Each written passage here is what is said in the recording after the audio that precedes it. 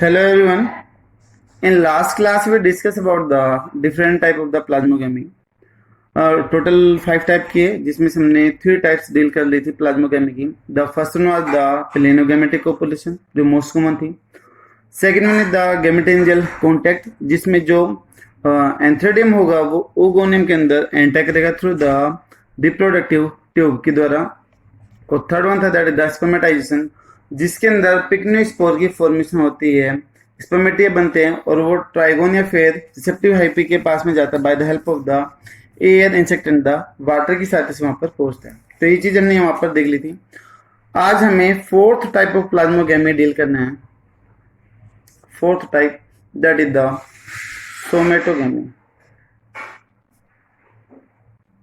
Fourth type है somatogamy और also known as the सूडोगेमी. इसको सूडोगेमी भी बोलते हैं.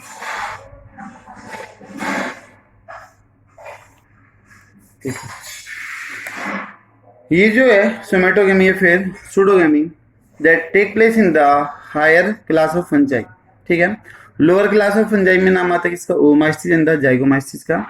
जो एस्कोमाइस्टिस और बेसिडोमाइस्टिस है they are the higher fungi. ठीक है. तो इसमें हम पहले पॉइंट लिख देंगे take place in higher class fungi. Higher class fungi के अंदर मिलेगा. फॉर एग्जांपल जिसकी बेसिडियोमाइस्टिस. बेसिडियोमाइस्टिस के अंदर मिलेगा. दूसरी कंडीशन के यहाँ पर जो सेक्स ऑर्गन होंगे सोमेटोगेमी में दीज आर द एब्सेंट. इनकी एंथ्रेडियम और ओगोनियम क्या होगा? एब्सेंट होगा. तो यहाँ पर जो सोमेटिक हाइफी होंगे वो डायरेक्टली क्या करेंगे? फ्यूज करेंगे. वही आपके रिप्रोडक्टिव ऑर्गन की तरह क्या करेंगे? बिहेव करेंगे. ठीक है. तो इसका मेन पॉइंट है यहाँ पर sex organ are absent. So fusion of somatic hyphae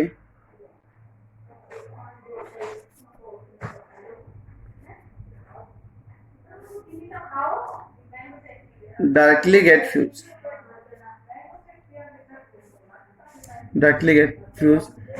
and hyphae behave as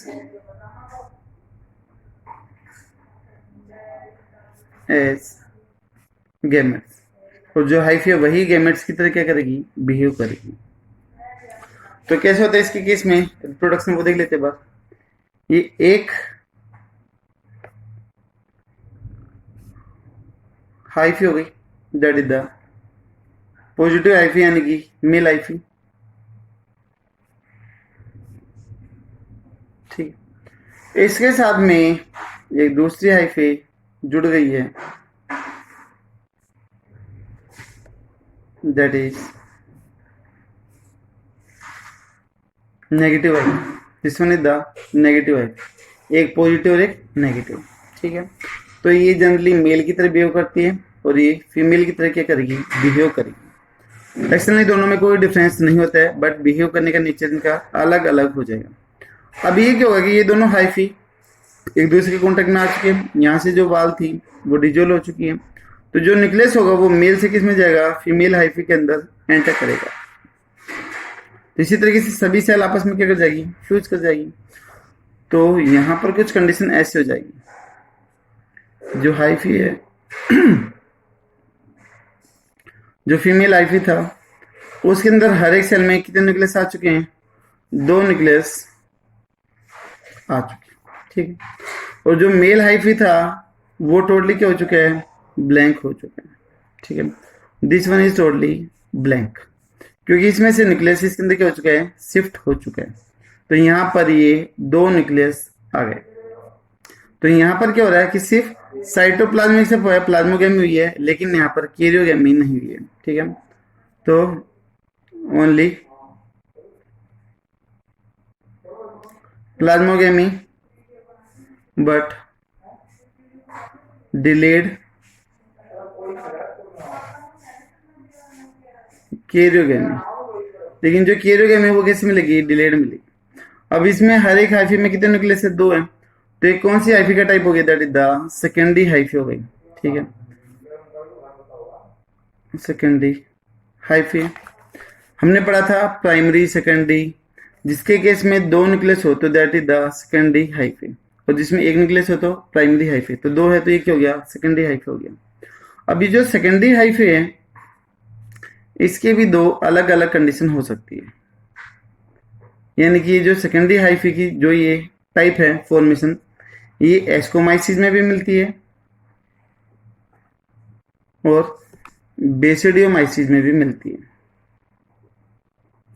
दोनों क्लासेस के अंदर सेकेंडरी हाइफे मिलती। लेकिन डिफरेंस क्या है, एस्कोमाइसिस में तो ये है for the short duration, for short duration. ठीक है, एस्कोमाइसिस में तो थोड़े टाइम के लिए। और तब की जो बेसिडोमाइसिस की अगर हम बात करें तो इसके केस में जो होगी that is for the long duration, तो लंबे टाइम के लिए यहाँ पर क्या करेगी, एग्जिस्ट करेगी। और बेसिडियोमाइसिस में इट मेक द बेसिडियोकार्प बना देते हैं। जैसे फॉर एग्जांपल हम बात करें मशरूम, हम मशरूम की लाइफ साइकिल देखेंगे, वहां पर ये चीज हमें इजीली क्लियर हो जाएगी कि सेकेंडरी हाइफे कैसे बन रही है और कैसे वहां पर एग्जिस्ट करने लग रही है। अगर हम एस्कोमाइसिस की बात करें तो थोड़े टाइम के लिए यहाँ पर एस्कोमाइसिस में क्या बनाएगा, जैसे इधर बेसिडियोकार्प बना था, इधर क्या बनेगा, एस्कोकार्प बनेगा। एस्कोकार्प बेसिडियोकार्प क्या है वो चीज हम अभी डिटेल से देखेंगे। एस्कोकार्प को जनरली हम क्या बोलते हैं, फ्लोटिंग बॉडी बोल देते हैं। They are known as the floating body, ये फ्लोटिंग बॉडी है। और इसके केस में, एस्कोमाइसिस के केस में जो फ्लोटिंग बॉडी होती है, फिर जो एस्कोकार्प होते हैं, these are the edible nature की होती है, खाने वाले होते हैं। फॉर एग्जाम्पल, जैसे कि अगर हम इसमें बात कर दें एडिबल के केस में एग्जाम्पल, तो एग्जाम्पल आ जाएगा आपका मोरल्स होते हैं, ये हम सभी डिटेल से पढ़ेंगे मोरल्स क्या है। इसके अलावा टफल्स भी एक नाम आता है, वो भी हम यहाँ पर पढ़ेंगे कि मोरल्स और टफल क्या है। जो टफल्स होगा इसमें जो एडिबल पार्ट है that is the tuber part, और इसमें आ जाएगा आपका मोरकिला आ जाएगा। ठीक है, ये फंजाई का नेम है मोरकिला, जो मोरल्स की फॉर्मेशन करती है। तो जिसके केस में 2 हाइफी डायरेक्टली जुड़ जाए और रिप्रोडक्शन कर दे, दैट इज द सोमेटोगेमी या फिर सूडोगेमी। सूडोगेमी इसलिए बोला क्योंकि यहाँ पर गैमेट या फिर सेक्स ऑर्गन क्या है, अब्सेंट है। तो डायरेक्ट किसका फ्यूजन होने लग रहा है, हाइफी का फ्यूजन होने लग रहा है। ठीक है, तो सूडोगेमी का रीजन लिख देता हूं,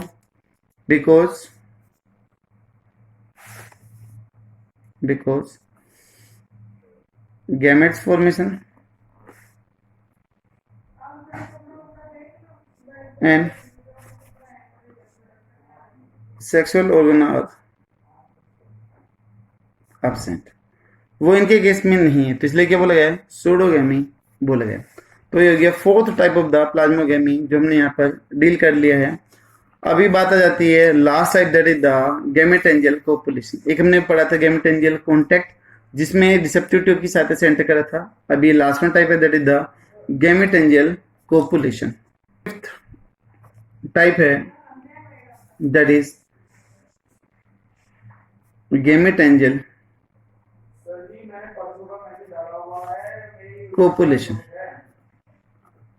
कोपुलेशन मतलब इंटरेक्शन, फ्यूज होना physically, that is the copulation word हम यूज करते हैं। जनरली ये जो मेथड है तो वो किस में मिलेगा, जाइगोमाइसिस में मिलेगा।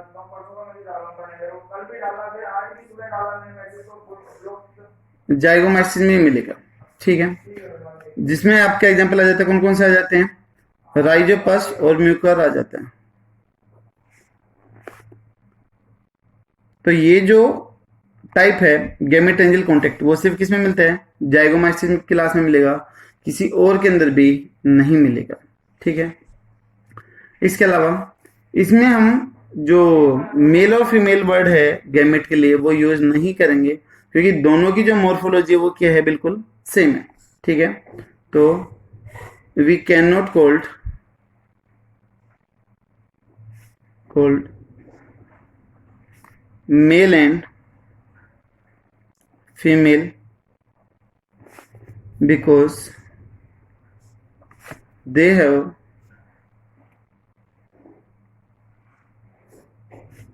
similar morphology, क्योंकि दोनों की बनावट कैसी है, सेम है, कोई भी डिफरेंस नहीं है, तो इसलिए हम इसको मेल या फिर फीमेल नहीं बोलेंगे बल्कि एक ही टाइप में इसको रखेंगे। तो फिर डिफरेंस क्या होगा वो चीज हमें यहाँ पर देखनी है। तो इसको हम इधर डिटेल से समझते हैं कि कैसे गैमेट बनेंगे, कैसे फ्यूज करेंगे, वो चीज हमें यहाँ पर समझनी है। ठीक है, तो यहाँ पर होगी हाइफी,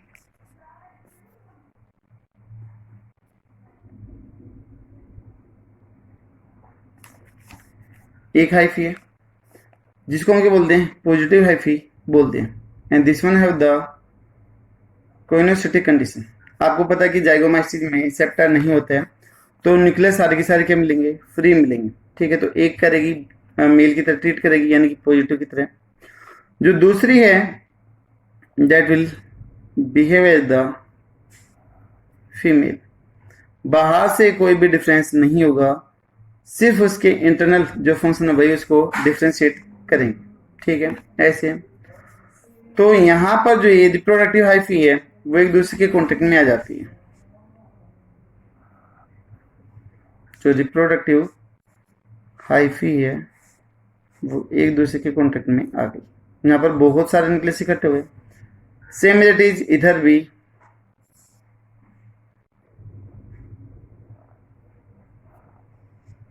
ऐसे ही फ्यूज करेंगे। दोनों हाइफी का जो टर्मिनल एंड पार्ट है, रिप्रोडक्टिव जो पार्ट है, वो आपस में फ्यूज हो गया, पॉजिटिव नेगेटिव हो गया।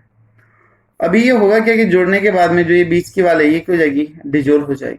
ठीक है, तो और जो न्यूक्लियस थे वो क्या हो जाएंगे, इधर चेंज हो जाएंगे। तो कुछ ऐसी कंडीशन दिखाई देगी।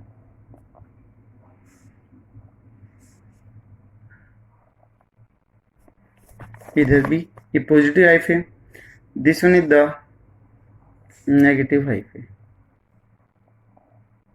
और बीच में इधर क्या बन गया, that is formation of the zygospore की फॉर्मेशन हो जाएगी। यहाँ पर एक थिक वाल स्ट्रक्चर बनती है जिसमें दोनों हाइफी के न्यूक्लियस के होंगे, प्रेजेंट होंगे। Have the nucleus of both hyphae, have the nucleus of both hyphae. ठीक है, तो ये जो थिक वाल जो जाइगोट बना है, फिर जो स्ट्रक्चर बनी है, that is known as the zygospore. Zygospore इसको हम बोलेंगे। ठीक है, तो ये कैसे, that is the thick wall zygote, एक तरीके से थिक वाल जाइगोट। ठीक है, ये बना।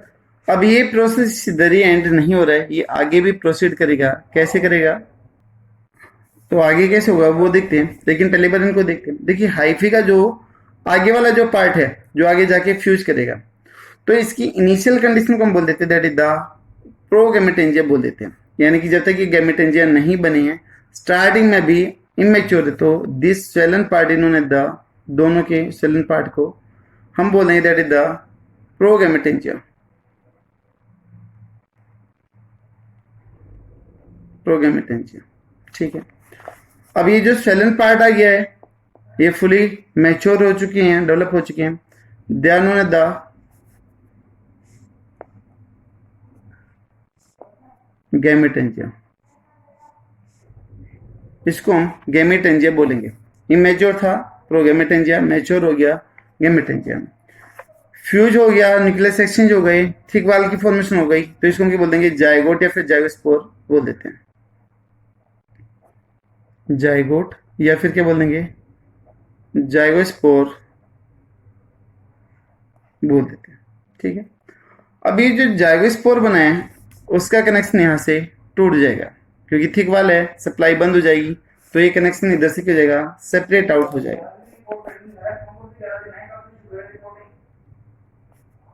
अलग हो गया। ये अलग होने के बाद में कुछ ऐसी कंडीशन दिखाई देगी।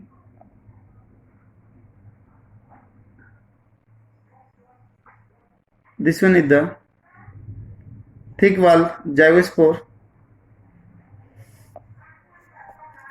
इसके अंदर दोनों के न्यूक्लियस जुड़ चुके हैं, तो यहां पर क्या कंडीशन आ गई, 2n कंडीशन आ चुकी है।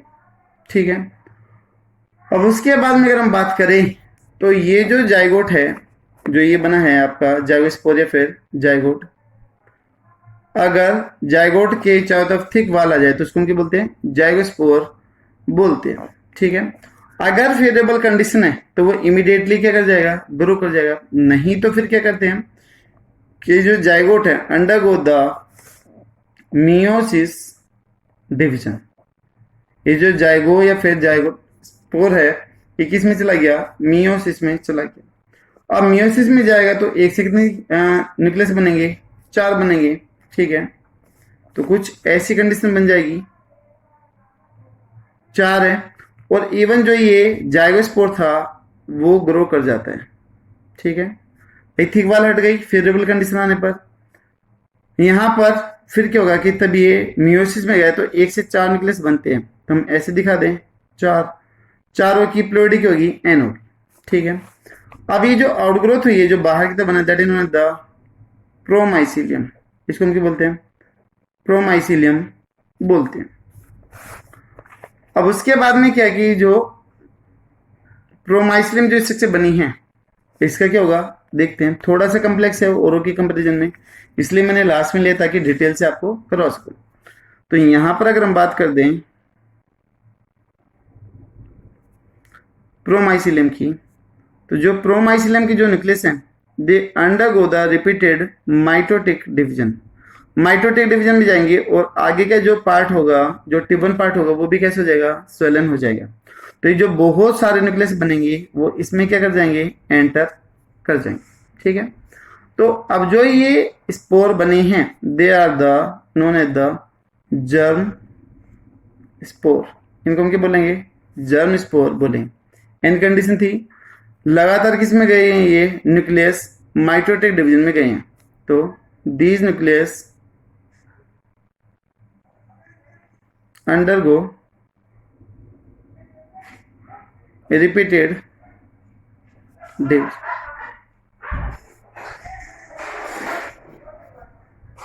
माइटोटिक डिवीजन में जाएंगे। ठीक है, अब ये जो सेलेंस पे बने, जो पूरी की पूरी सेलन पार्ट है टिबन पार्ट पे, that is known as the germ sporangia. इसको क्या बोलेंगे, जर्म स्पोरेंजिया बोलेंगे। और जो स्पोर थे इनको हमने क्या बोला है, जर्म स्पोर बोला है। ठीक है, अब जैसे ही ये फिल होगा तो लास्ट में ये चीज क्या कर जाएगी, रप्चर हो जाएगी, फट जाएगी।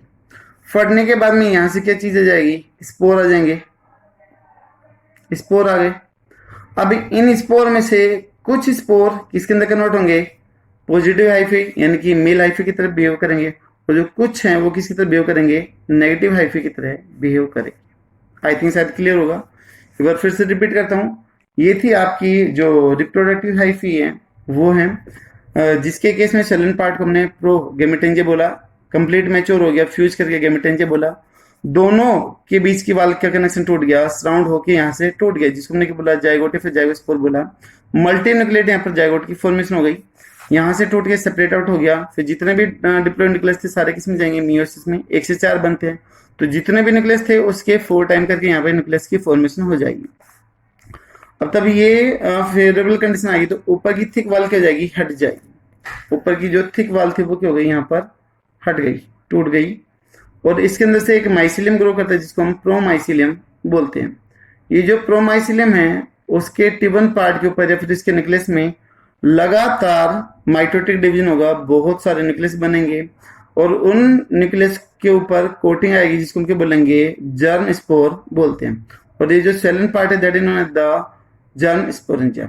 ब्रशअप होने के बाद में सभी स्पोर बाहर आएंगे, जिसमें से 50% लगभग पॉजिटिव हाइफी बनाएंगे, और पॉजिटिव क्या बनाएंगे, नेगेटिव हाइफी बनाते हैं। ठीक है, तो ये आपका कहलाएगा गेमेटेंजियल पॉपुलेशन कहलाता है। ठीक है, तो जो गेमेटेंजियल होंगे they are the morphological similar but genetically they are the different.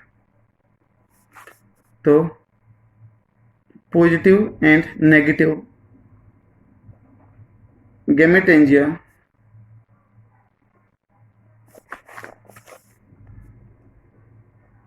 Morphological कैसे होंगे, सिमिलर होंगे, एक ही जैसे होंगे, बट जो जेनेटिकली है दे आर द डिफरेंट, वो क्या होंगे, डिफरेंट होंगे। ठीक है, तो जर्म स्पोर इसके केस में बनेंगे। तो ये हो गया आपके 5 different type of the plasmogamy. सभी के केस में देखा है कि हमने कि प्लाज्मा किस किस तरीके से फ्यूज कर सकते हैं, वो आपके सामने 5 डिफरेंट कंडीशन। ठीक है, तो यहाँ पर सेक्सुअल रिप्रोडक्शन का जो बेसिक था वो सारा का सारा कंप्लीट होता है। हमने 5 डिफरेंट टाइप देखी, हमने पहले सबसे पहले पढ़ा था। एक बार मैं आपको ये फटाफट रिवाइज करवा देता हूँ क्योंकि जरूरी है, थोड़ा सा कंफ्यूज करने वाला पार्ट भी है, इसलिए मैं आपको एक बार रिवाइज करवा देता हूँ। हमने बोला था कि जो सेक्सुअल रिप्रोडक्शन है उसके केस में 3 स्टेप आते हैं, प्लाज्मोगेमी, कैरियोगेमी और लास्ट वन था आपका दैट इज द मियोसिस। ठीक है, उसके बाद हमने बोला था कि जो प्लाज्मोगेमी उसमें डिफरेंट टाइप्स होते हैं, यहाँ पे लिख देता हूँ, हैव 5 टाइप्स, 5 टाइप्स होंगे। ठीक है, फिर यहाँ पर हमने बेसिक देखा था, इस बेसिक के बाद में हम पहले टाइप पे आ गए थे दैट इज द प्लेनोगेमेटिक कॉपुलेशन, जो मोस्ट कॉमन था, जिसके केस में मोटाइल या फिर नॉन मोटाइल गैमेट फ्यूज करते हैं। दूसरा था that is gamete angel contact हो गया था। तीसरा है स्पर्मेटाइजेशन हो गया था। फोर्थ वन था दैट इज द सोमेटोगेमी या सूडोगेमी, और लास्ट वन जो अभी हमने डील किया that is the gamete angel contact. तो यहाँ पर हमारे 5 different type of plasmogamy complete होती है। ठीक है, नेक्स्ट वीडियो से हम बात करेंगे about the classes of the fungi, जो 5 क्लास है उनके बारे में बात करेंगे। बट नेक्स्ट वीडियो पे आने से पहले एक बार मैं यहाँ पर कंपैरिजन टेबल आपको करवा देता हूँ पांचों के बीच में, क्योंकि अभी जरूरी है बेसिक को समझना ताकि आगे आने वाली क्लास में इजिली समझ में जाए। तो मैं इसमें आपको कंपैरिजन करवा देता हूँ एक बार, जितने भी क्लासेज हैं सभी के बीच में, कि इनके बीच में क्या क्या सिमिलरिटीज और क्या क्या डिसिमिलरिटीज होगी, वो चीज हम देख लेते हैं। फिर से वही हमें थोड़ा सा एंगल चेंज करना होगा इसका, तभी वो चीज आपको विजिबल हो पाएगी साइड से। कोशिश करता हूँ।